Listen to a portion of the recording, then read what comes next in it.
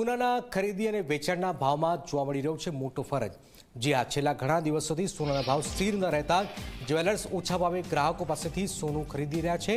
સોનાનો ભાવ 98,000ને પાર ગયો છે, પરંતુ સોનાની લગડીનું વેચાણ કરવા જાઓ તો સામાન્ય લોકોને 93,000 રૂપિયાનો ભાવ મળી રહ્યો છે। સોનાના ભાવ સ્થિર ન રહેતા જ્વેલર્સ દ્વારા ઓછા ભાવે સોનાની ખરીદી થઈ રહી છે। સોનું બજાર ભાવે ખરીદ્યા બાદ ભાવમાં ઘટાડો થાય તો મોટું નુકસાન થવાની પણ શક્યતાઓ વ્યક્ત કરવામાં આવી રહી છે। સોનામાં જીએસટી લાગીને સોનું અમને આવતું હોય છે। જ્યારે આપ વેચી રહેલા છો ત્યારે અમે જેવી રીતના બેંકમાંથી સોનું લઈએ છીએ તો અમને જીએસટી પેડ સોનું મળી જતું હોય છે અને જીએસટી અમારે પેડ થતી હોય।